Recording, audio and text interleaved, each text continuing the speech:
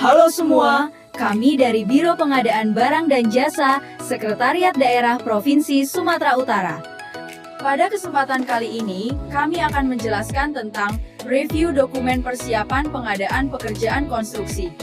Pertama, melakukan review pada spesifikasi teknis. Diawali dengan menelaah ruang lingkup pekerjaan, memuat nama, gambaran atau uraian singkat, dan lokasi pekerjaan.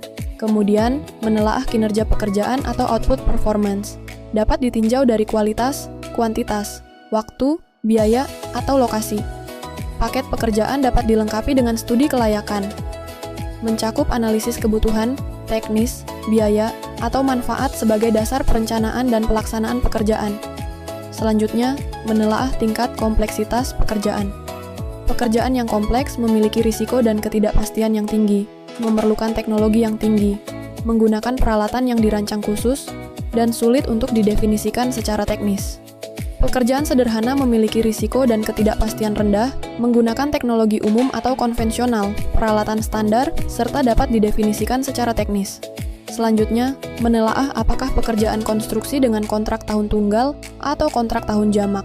Kontrak tahun tunggal dilaksanakan dalam 1 tahun anggaran, sedangkan kontrak tahun jamak pelaksanaannya lebih dari 1 hingga maksimal 3 tahun anggaran. Penganggaran kegiatan juga harus mendapatkan persetujuan bersama dari Kepala Daerah dan DPRD. Berikutnya, mengukur pekerjaan dengan melakukan pemeriksaan terhadap setiap detail kondisi pekerjaan, menelaah tata cara pembayaran, baik secara bulanan, angsuran, atau sekaligus. Selanjutnya, melakukan review pada bahan bangunan konstruksi. Pertama, material atau bahan diutamakan menggunakan produk dalam negeri. Produk impor digunakan apabila belum diproduksi di dalam negeri atau belum memenuhi persyaratan. Produk diprioritaskan apabila memiliki nilai TKDN ditambah BMPE minimal 40%. Selain itu, preferensi harga diberikan pada tiap komponen barang yang memiliki nilai total paling sedikit di atas 1 miliar rupiah. Apabila memiliki nilai TKDN paling rendah 25%, maka nilai preferensi diberikan paling tinggi 25%. Selain itu, spesifikasi tidak boleh mengarah pada merek tertentu, kecuali pada kondisi seperti suku cadang, katalog elektronik, atau sistem yang sudah ada. Kemudian, spesifikasi teknis juga mengutamakan standar nasional Indonesia. Apabila SNI belum tersedia, dapat menggunakan standar internasional yang relevan. Berikutnya, menelaah spesifikasi peralatan konstruksi dan peralatan bangunan. Spesifikasi teknis mencantumkan jenis peralatan utama yang diperlukan. Untuk tender dengan nilai HAPS, paling banyak 100 miliar rupiah, disyaratkan paling banyak 6 jenis peralatan utama. Sedangkan tender dengan nilai HPS di atas 100 miliar rupiah, disyaratkan paling banyak 10 jenis peralatan utama. Peralatan utama memiliki kemampuan dalam menyelesaikan volume pekerjaan bersatuan waktu. Kemudian menelaah jumlah minimal dari setiap jenis peralatan utama.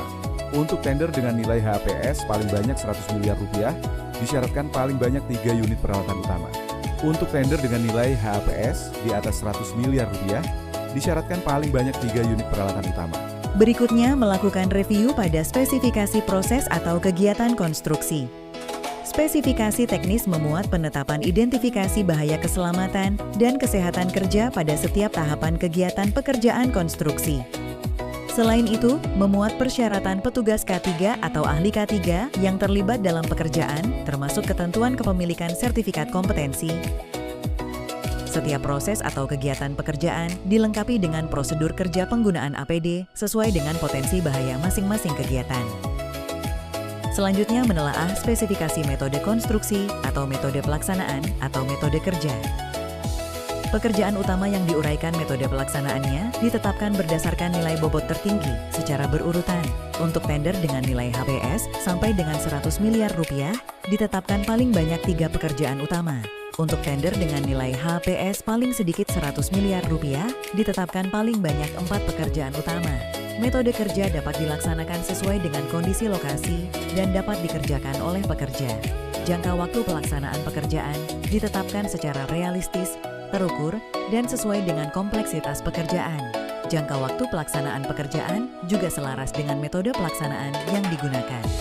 Selanjutnya, melakukan review pada spesifikasi jabatan kerja konstruksi.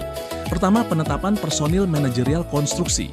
Untuk tender dengan nilai HPS di atas 50 miliar rupiah, manajer teknis disyaratkan paling banyak 2 personel. Untuk tender dengan nilai HPS di atas 100 miliar, manajer teknis disyaratkan paling banyak 3 personel. Kemudian menelaah kesesuaian jabatan kerja dengan ketentuan regulasi.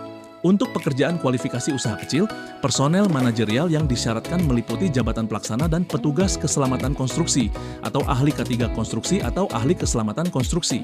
Untuk pekerjaan kualifikasi usaha menengah dan besar, personel manajerial yang disyaratkan meliputi manajer pelaksanaan atau proyek, manajer teknik, manajer keuangan, dan ahli K3 konstruksi atau ahli keselamatan konstruksi.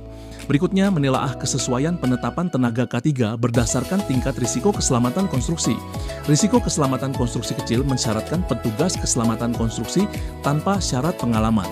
Risiko keselamatan sedang mensyaratkan ahli muda K3 konstruksi atau ahli muda keselamatan konstruksi dengan pengalaman 3 tahun atau ahli madya keselamatan konstruksi tanpa syarat pengalaman.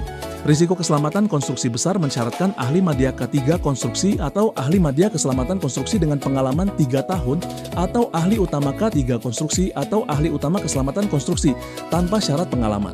Selain itu, hanya mensyaratkan 1 sertifikat kompetensi kerja untuk setiap personel manajerial yang disyaratkan. Berikutnya menelaah dokumen keterangan gambar. Pada bagian ini perlu memuat gambar peta lokasi pekerjaan, layout bangunan, potongan memanjang dan melintang bangunan, dan detail konstruksi.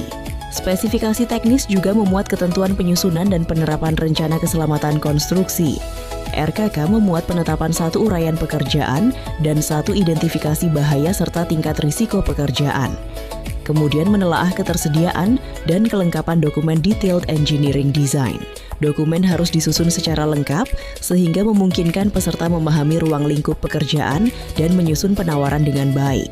Selanjutnya melakukan review pada harga perkiraan sendiri. Penyusunan HPS berdasarkan sumber yang dapat dipertanggungjawabkan dan disusun berdasarkan analisa harga satuan pekerjaan dapat mengacu pada harga pasar setempat, referensi harga resmi, harga pabrikan, kontrak sejenis, atau toko daring.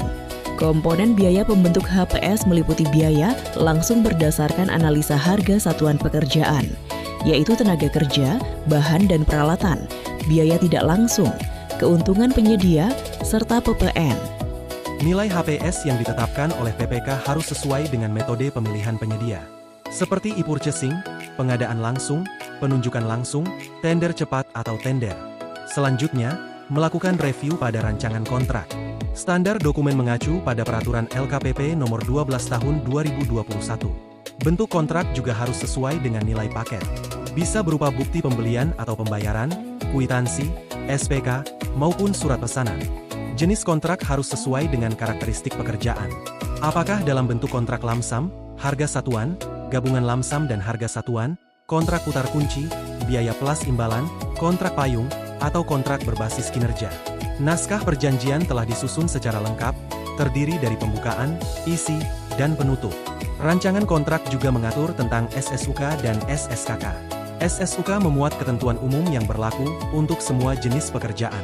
SSKK memuat ketentuan yang lebih spesifik dan disesuaikan dengan jenis pekerjaan. Rancangan kontrak juga mencantumkan ketentuan uang muka. Selanjutnya, melakukan review pada dokumen anggaran. Belanja. Sumber pendanaan telah mencukupi dan ditetapkan secara sah dalam dokumen anggaran. Berikutnya, melakukan review pada rencana umum pengadaan. Pengadaan pekerjaan konstruksi telah tercantum dalam RUP dan diumumkan dalam SIRUP. Berikutnya, melakukan review waktu pemanfaatan pekerjaan konstruksi. Jadwal pelaksanaan pengadaan harus selesai sebelum pemanfaatan pekerjaan konstruksi. Selanjutnya, melakukan review analisis pasar. Analisis pasar dapat dilakukan dengan survei melalui internet, website pelaku usaha, atau riwayat belanja. Demikian penjelasan tentang review dokumen persiapan pekerjaan konstruksi. Semoga bermanfaat.